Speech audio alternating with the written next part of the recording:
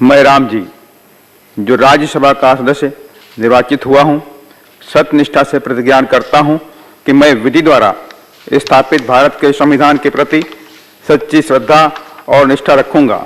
मैं भारत की प्रभुता और अखंडता अक्षुण्ण रखूंगा तथा जिस पद को मैं ग्रहण करने वाला हूं, उसके कर्तव्यों का श्रद्धापूर्वक निर्वहन करूंगा।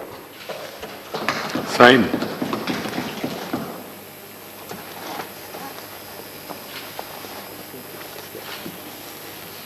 धन्यवाद माननीय संजय जी। माननीय श्री राम जी, प्लीज। धन्यवाद माननीय उपसभापति जी कि आपने मुझे इस बिल पर बोलने का अवसर दिया, और साथ ही कोटि कोटि धन्यवाद आभार व्यक्त करता हूं माननीय बहन जी का कि जिन्होंने मुझे देश के सबसे बड़े सदन में भेजा और मुझ जैसे साधारण परिवार में जन्मे व्यक्ति को, साधारण कार्यकर्ता को आज अपने आशीर्वाद से इस बिल पर बोलने का अवसर दिया। श्रीमान जी, जो बिल आया है, इस बिल की खास बातें जो देखी गई हैं कि करीब 1800 कॉलोनियों को जो अनऑथराइज थी अभी तक, जे क्लस्टर्स थे, जो लोग जो थे वो आज इस बिल के बाद से वो ऑथराइज हो जाएंगे। श्रीमान जी, मेरा कहना है आपसे कि इन बिल के माध्यम से कि जिस तरह से उत्तर प्रदेश में 2007 से 12 के बीच में उत्तर प्रदेश में बहुजन समाज पार्टी की सरकार थी और माननीय बहन कुमारी मायावती जी मुख्यमंत्री थी, तब 15 जनवरी 2009 को एक योजना लेकर आई गई सर्वजन हिताय सृजन सुखाय के सिद्धांत पर। उसमें यह प्रावधान किया गया कि जो सर्वजन हिताय के सिद्धांत पर सर्वजन गरीब आवास स्लम एरिया मालिकाना हक दिया गया कि माने कि जो आज आप योजना लेकर आ रहे हैं वो योजना 2009 में उत्तर प्रदेश में लागू की गई, और उसके तहत जो स्लम एरिया में लोग रहते थे, झुग्गी झोपड़ी में रहते, उन लोगों को मालिकाना हक ही नहीं दिया गया, उन लोगों को मकान बना कर दिया गया।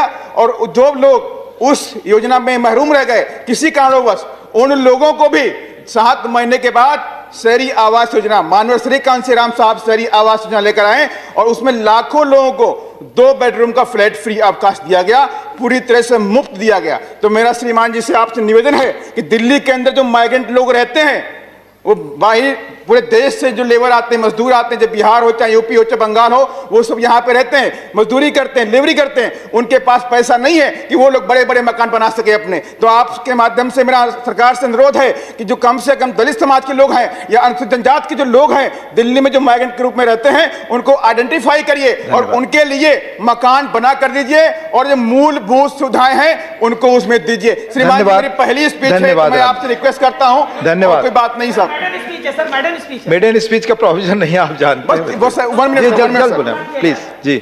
श्रीमान जी, इसमें एक बात और सामने आती है कि इन कॉलोनियों के अंदर बड़े स्तर पे भूमाफियाओं का भी बोलबाला है कि जो माइग्रेंट लोग रहते हैं, इन सरकारी जमीनों पर भूमाफियाओं ने झोपड़ी झुप्पड़ी बना रखी है और उनमें माइग्रेंट लोग किराए पे रहते हैं। सर, बहुत इंपॉर्टेंट मैटर है ये। खत्म करिए लास्ट पॉइंट, खत्म करिए लास्ट पॉइंट, मैं अगले को बुलाऊंगा। झुग्गी झोपड़ी में किराए पे रहते हैं, अगर ये ऑथराइज हो जाएंगे तो कम से कम उन लोगों को ही मालिकाना हक मिलना चाहिए जो लोग उसमें रह रहे हैं। ऐसा ना हो कि इसका फायदा भूमाफिया उठाएं, बड़े स्तर पर बड़े बिल्डर्स वहां पे पहुंचे और उस जमीन को खरीद फरोख्त कर ले। धन्यवाद, धन्यवाद माननीय श्रीमान जी। अंत में मैं ये कहना चाहता हूं कि कथनी और करनी में फर्क नहीं होना चाहिए।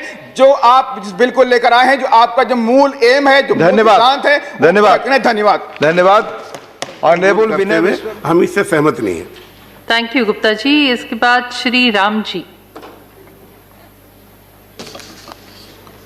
धन्यवाद माननीय उपसभापति महोदय, और साथ ही मैं आभार व्यक्त करना चाहता हूं अपनी पार्टी की मुखिया माननीय बहन कुमारी मायावती जी को कि जिन्होंने मुझे इस बिल पर बोलने के लिए अधिकृत किया है। महोदय, इस बिल को लाने के लिए जो एम बताया गया कि डिसेंट्रलाइजेशन ऑफ डिसीजन मेकिंग, और दूसरा है कि infuse the professionalism in the governance major port, तो आई थिंक ये तो गलत ढंग से इस बिल को लाने के लिए इसका मकसद कुछ और है। इसमें अगर इन्होंने ये किया होता कि इसमें इन्फ्यूज द प्रोफेशनल जगह पे infuse the businessman in major governance major port, तब तो बात बनती थी, लेकिन इन्होंने इस बात को रखा हुआ है। तो मैं आपसे कहना चाहता हूं कि जिस तरह से ये बिल आज के बाद से पास होने के बाद से 90 डेज के अंदर ये बोर्ड का गठन करेगा और बोर्ड के गठन के बाद उपाध्यक्ष या अध्यक्ष बनाए जाएंगे और उसमें कई सारे लोगों को अलग अलग डिपार्टमेंट से उसके मेंबर बनाए जाएंगे। लेकिन एक बात इसमें नहीं रखी गई है कि इन पोर्ट्स में लाखों कर्मचारी SC/ST के हैं और उन SC/ST कर्मचारियों के साथ में शोषण होता है, मानसिक रूप से होता है, शारीरिक भी होता है और आर्थिक भी होता है। उनके कहीं सस्पेंशन होता है, कहीं सिया खराब किया जाता है, कहीं ट्रांसफर होता है, बेवजह होता है, लेकिन उनकी आवाज को उठाने के लिए और रखने के लिए ऐसा कोई यहाँ पे प्रावधान नहीं है। तो मैं आपके माध्यम से सरकार से कहना चाहता हूं कि ऐसे प्रावधानों की भी जरूरत है कि जहां पर SC/ST के लोग वहां पर अपनी आवाज को रख सकें। जो इसमें आपने एक पॉइंट रखा हुआ है कि महापत्तन प्राधिकरण के कर्मचारियों के हित का प्रतिनिधित्व करने वाला सदस्य, तो इस प्रावधान में मैं चाहता हूं कि SC/ST के मेंबरान भी होने चाहिए, क्योंकि जिस तरह से पूरे देश के अंदर आप अर्थव्यवस्था के नाम पर हर जगह हर चीज को बेच रहे हैं, वो अच्छी बात नहीं है। क्योंकि घर में कोई 2 बेटे होते हैं और 2 बेटे में से एक ऐसा बेटा होता है कि अपनी पूरी प्रॉपर्टी को बेचता रहता है और दूसरा एक ऐसा बेटा होता है जो प्रॉपर्टी को कमा करके बनाता रहता है।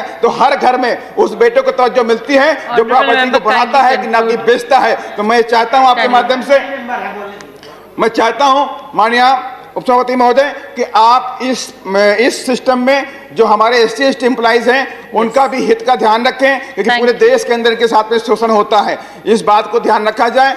धन्यवाद। Thank you, honorable member. After this, we have